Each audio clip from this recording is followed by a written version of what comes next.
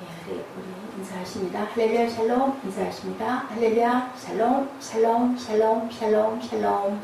하나님 사랑합니다. 여러분 주 안에서 사랑합니다. 주를 의지하고 사는 게 복이죠. 나는 주를 의지합니다. 우리 시편 9편 1절에서 10절까지 교독했습니다. 5절에 보니 그들의 이름을 영원히 지우셨나이다. 누구든지 범죄하면 이름이 생명책에서 지워진다. 누구도 예외는 없죠. 악인의 결말에 대해서 여러 곳에서 증거하신 특히 에스겔 18장 4절 또한 20절에 증거합니다. 범죄하는 그 영혼은 죽으리라. 20절에 범죄하는 그 영혼은 죽을지라. 두 번째로 죄를 범하는 자는 그 이름이 생명책에서 지워진다라고 말씀합니다. 출애굽기 32장 33절 누구든지 내게 범죄하면 내가 내 책에서 그를 지워버리리라. 생명책에 이름이 없는 자는 영원한 심판을 받는다. 계시록 20장 15절에도 누구든지 생명책에 기록되지 못한 자는 불못에 던져지리라. 주의 이름을 아는 자는 주를 의지하오리니 10절에 고백하죠. 다윗은 어려움을 만날 때마다 야훼 이름에 감사하며 야훼의 도우심을 바라봤습니다. 시편 136편이죠. 야훼께 감사하라. 그는 선하시며 그 인자하심이 영원하미로다. 강한 손과 펴신 팔로 인도하여 내신 이에게 감사하라. 계속 감사 나오는 시편이죠. 136편. 하늘의 하나님께 감사하라. 그 인자하심이 영원하미로다. 악인들이 수월로 들어가며 또한 17절에 증거합니다. 이는 악인의 결국을 말하죠. 악인은 그 행함대로 보응을 받게 되고 수월로 둘째 삼아 불못에 던지기 전까지 악인들이 고통받는 것을 말합니다. 6기 24편 19절에도 가뭄과 더위가 눈 녹은 물을 곧 빼앗나니 수월이 범죄자에게 그와 같이 하느니라. 누가복음 16장 22, 3절 그가 음부에서 고통 중에 눈을 들어 멀리 아브라함과 그의 품에 있는 나사로를 보고 그 손가락에 물을 찍어 내 혀를 서늘하게 하소서. 계시록 20장 14절 사망과 음부도 불못에 던져진 이것은 둘째 사망 곧 불못이다. 아직 예수 그리스도 외에는 천국에 들어간 자가 없다. 요한복음 3장 13절 오직 그들은 낙원에 있을 뿐이다 라고 증거합니다. 천국은 천년 왕국 후에 우리가 들어간다라고 증거하죠. 계시록 20장에 천년 왕국 계시록 21장 1절에서 7절 바로 새 예루살렘 그렇게 얘기하고 있습니다. 마지막 때 천년왕국이 도래할 때 우리는 다 죽은 자도 살아 일어나고 산 자들은 변형된 몸으로 천국으로 들어가고 지금은 모두 다 그 직전에 수월에서 다들 기다리고 있다는 그런 말씀을 증거하고 있습니다. 주님의 말씀에 따라 우리가 살았을 때 주님을 의지했을 때 하나님께서 우리를 보시고 도와주신다라는 것. 우리 항상 살아가는 부분에서도 그렇죠. 누군가를 의지하고 누군가에게 우리가 도움을 요청할 때 하나님의 사람들은 아낌없는 도움을 줘야 되고 섬겨야 되죠. 요즘은 그런 부분이 너무 희박해졌어요. 이기가 먼저 발동을 하죠. 우리 안에 있는 악들이 있고 구원받았다 하면서도 은혜받았다 하면서도 마치 그 1만 달란트 탕감해 줬더니 길 지나다가 100데나리온 내놓으라고 멱살잡이 하는 것과 똑같은 형상. 사마리아인 그 길에 매맞고 쓰러져 있는 그러한 사람 구원해준 그러한 일들이 너무너무 없어요. 다 그 비유. 제사장도 그냥 가고 레위인도 그냥 가고 차라리 이방인들이 오히려 구원해준다라는 그런 비유. 또한 무화과 나무의 비유. 다 그런 비유들을 예수께서는 오늘날 있을 거를 미리 말씀해 주셨다는 생각을 합니다. 악인이 물로 들어가며 하나님을 잊어버린 모든 열방이 그리하리로다. 16절이죠. 사람은 하나님이 없이는 악인으로 살 수밖에 없는 존재. 우리 안에 악이 있는 걸 우리도 간간히 깨닫지 않아요? 막 정말 잔인한 생각이 들 때도 많고 또 입으로 그것을 막 못 견뎌서 속에서 올라와서 토해낼 때도 너무나 많습니다.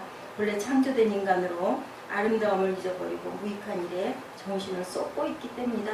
오직 자기 자신만을 위해 사는 이기주의로 가득한 삶. 요즘에는 그냥 당연히 어른에 대한 그런 것보다는 핵가족이 당연시되고 언젠가부터 우리는 식사도 같이 만날 틈이 없기도 하지만 다 각자 그냥 그야말로 일이 됐어요. 식사가 예, 밥 먹는 시간이 아주 즐거운 대화의 시간 이래야 함에도 불구하고 그냥 일이 돼서 밥 먹는 일이 돼버리고 말았습니다. 배가 고플 때 그냥 조금 채우는 것도 그게 또 간단하고 어떻게 보면 번거롭지 않을 수도 있기 때문에 자기 방법대로 그렇게 바쁘게 살고 있는데 과연 옛날에는 그렇게 많은 일들을 하면서도 어떻게 이렇게 여유 있게 아름다운 모습들을 많이 보이면서 살았을까 참 그런 생각을 많이 합니다.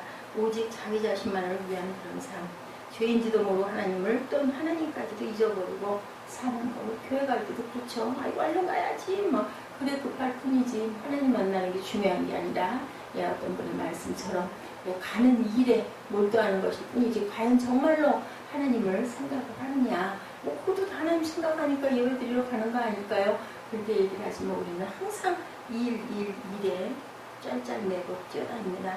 하나님 없는 인생을 생각해보면 인생에 하나님이 없음으로 인해 어떻게 된다고요? 열방으로 자기는 인생뿐인 줄 알게 하소서. 인생이라는 단어로 쓰인 원어는 죽을 수밖에 없는 존재.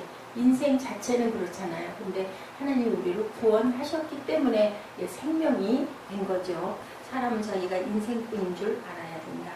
하나님을 떠나 하나님을 잊어버린 채 사는 사람은 이제 죽음이라는 종착역으로 가는 기차일 뿐이다. 소망이 없고 끝이 있는 거죠. 예, 무한한 존재들이 아닌 유한한 저희들. 근데 무한으로 바꿔주신 분이 예수 그리스도라는 것을 우리가 늘 생각을 해야 됩니다. 모든 사람이 죽음이라는 죄값으로 떨어지죠.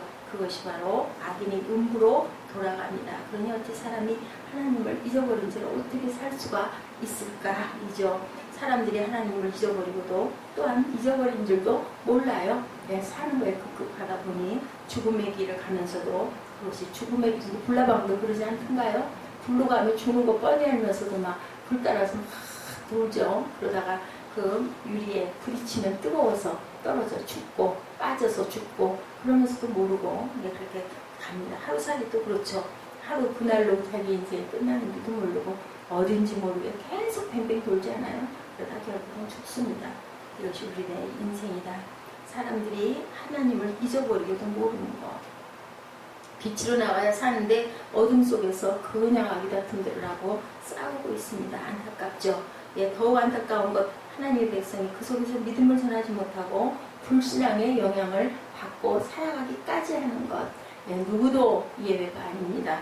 예, 주를 의지하는 사람들, 하나님을 잊어버린 사람들 속에서 살다 보니 믿음의 사람들도 때로는 갈등이 오고 혼란이 오고 이렇게 손해를 보고 꼭 맨날 이렇게 당하고만 살아야 돼? 이런 마음이 들죠. 그러다 보니 나도 좀 소리를 내야 돼. 그러다 보니 그걸 배우게 되고 그래서는 안 되는데 손해나는 것 같으니까 요즘에는 순수하다 그러면 순진하다 그러면 욕이라고 그러잖아요. 그전에는 순수하고 순진하다 그러면 참 그걸 아주 곱게 귀하게 만들죠. 요즘에 그렇게는 살아남을 수가 없어. 어디서나 그죠? 직장에서나 학교에서나 어느 단체에서도 그렇게 해가지고는 밀려서 결국은 도태된다고 합니다.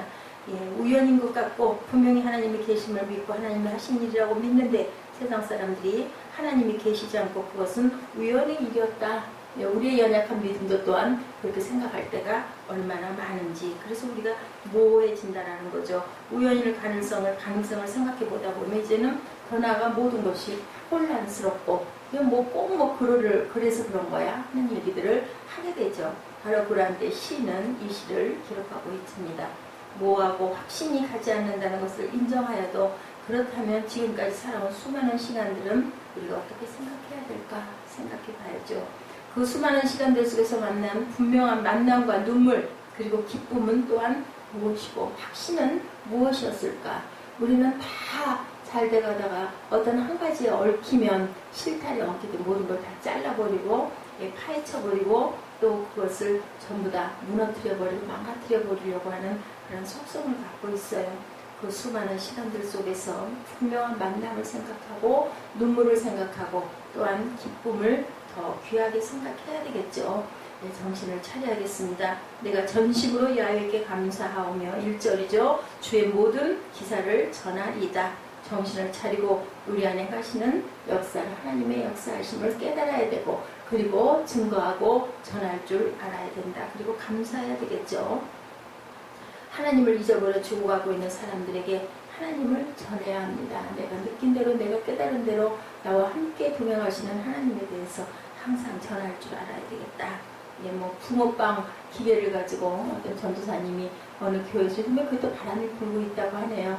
예, 어느 교회에서 그 붕어빵 전도가 일어났다고 그래요. 그러면은 붕어빵 한 봉지 1,000원, 예, 예수 믿으면 그냥 공짜 이렇게 해서 그 전도가 일어나서 많은 곳에서 일어나고 있는데, 중요한 건 붕어빵 기계를 팔던 사장님이 제일 먼저 전도를 받아가지고 뭐 그랬겠죠. 예수 믿으면 제가 그 기계 살게, 비싸기도 하더라고요. 70만 원인데 사장님이 예수 믿고 은혜 받아가지고 지금 뭐 40만 원씩 팔고 계시고, 그분이 예수 믿은 지 2달밖에 안 됐는데 해외 선교사로 아프리카, 케냐 이런데 아주 불모지로 가서 이 붕어빵 기계를 가지고 가서 붕어빵 전도를 하겠다고 해서 아주 기쁜 소식이다.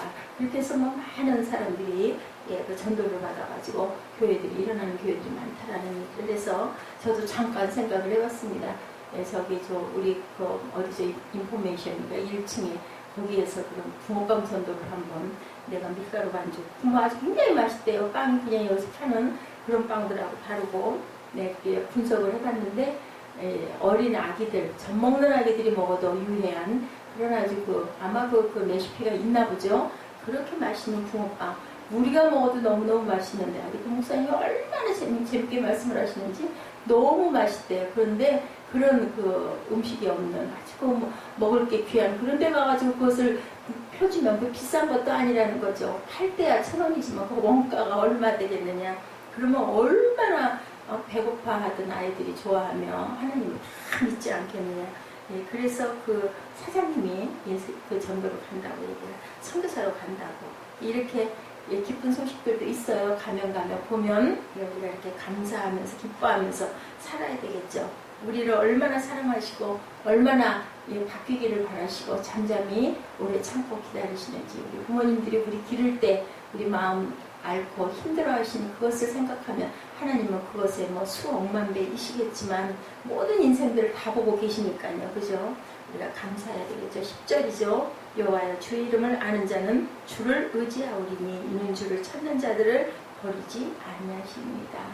우리가 찾을 때 항상 응답하시고 응답이 없으신도 우리를 바라보고 계시다라는 것, 내가 이만큼 살고 서 있을 수 있는 그것도 하나님의 은혜라는 것, 그렇지 않으면 우리가 한시도 숨을 한번 쉬는 것도 아버지의 은혜라는 것, 감사하지 않을 일이 하나도 없죠. 우리가 하나님을 의지하고 살 때 그것이 귀한 인생이고 귀한 삶이 된다는 것을 항상 생각하고 살아가시는 저와 여러분 되십시다.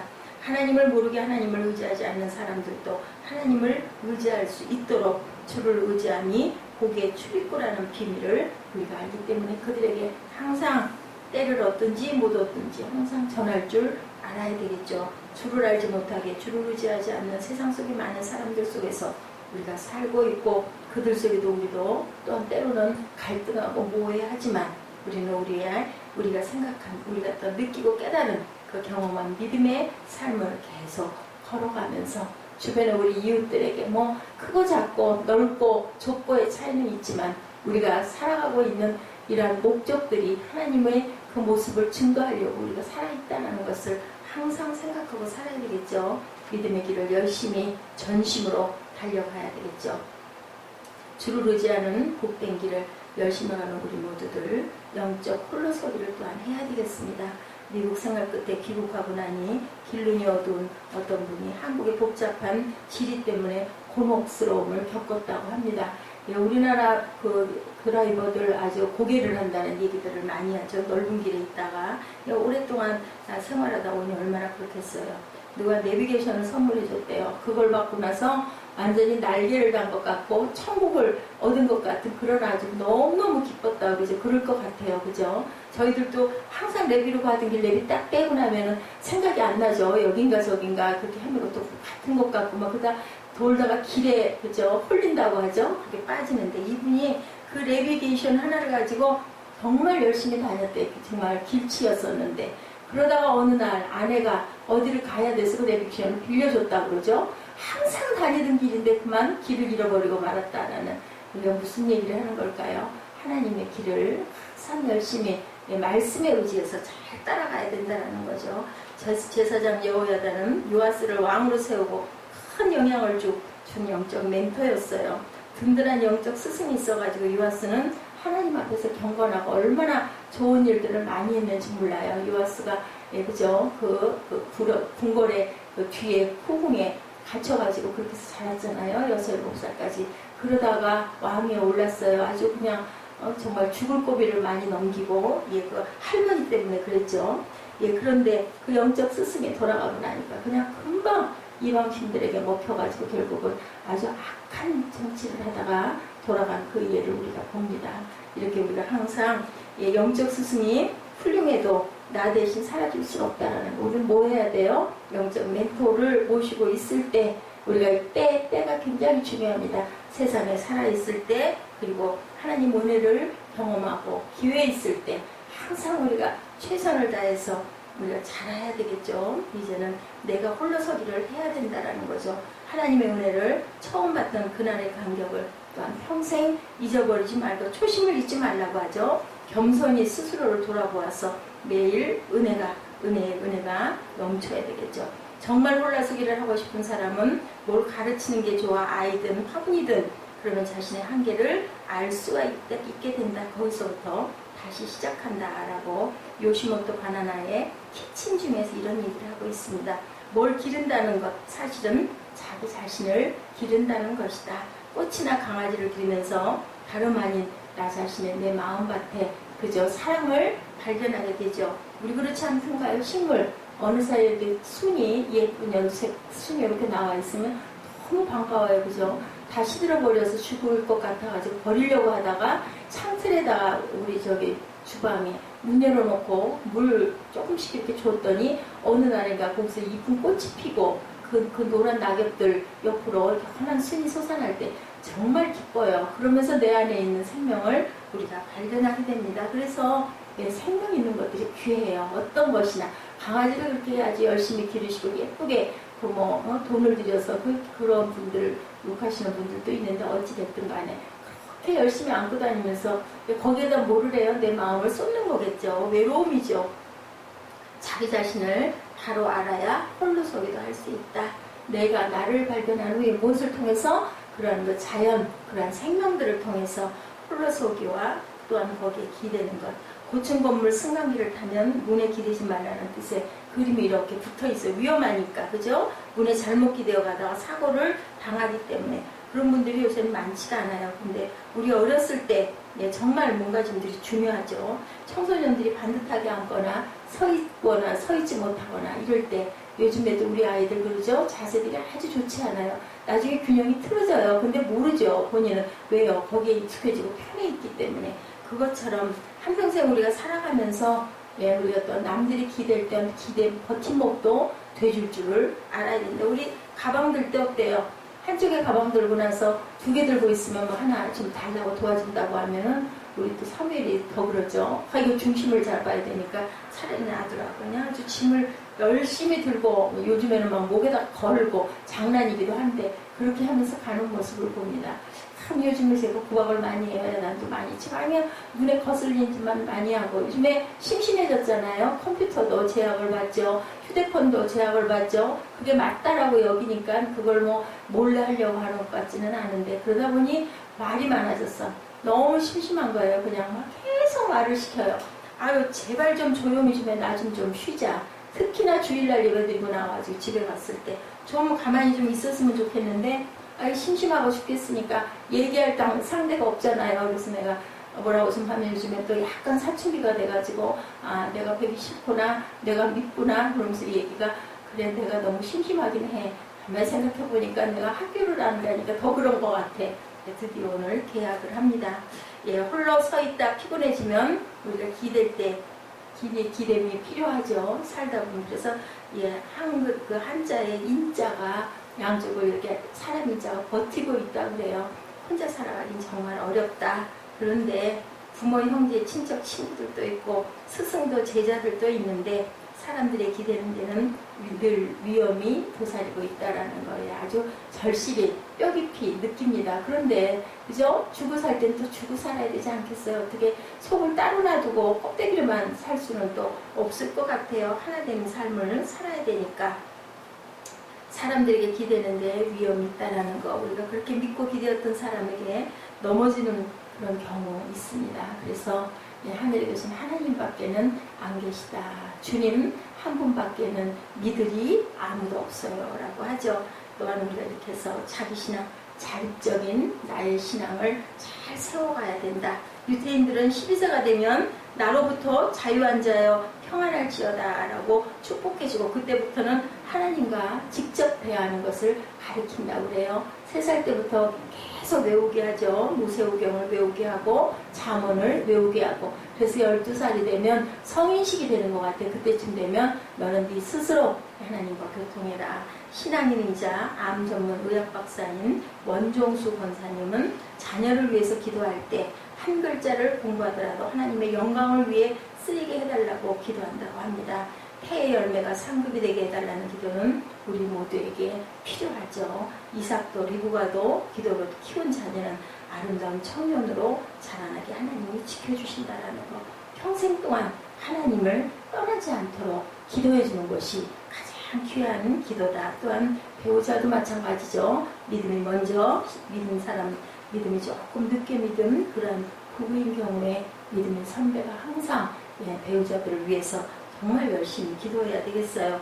우리의 자녀들이 자기 신앙을, 내 남편이, 내 아내가 자기 스스로 홀로서는 신앙을, 하나님과 직접 교통할 수 있는 그런 신앙을, 그리고 또 주변의 믿음의 선배들과 항상 교통하고 항상 어려운 문제들을 나눌 수 있는 그러한 하나님의 귀한 신앙, 자립적인 신앙, 그리고 또한 홀로서기 할 줄 아는 그런 신앙, 이제는 저주로가 아니라 밥으로 자라는 영적 홀로서기가 되는 저와 여러분 되시기를 주님의 이름으로 축복합니다. 기도하시겠습니다.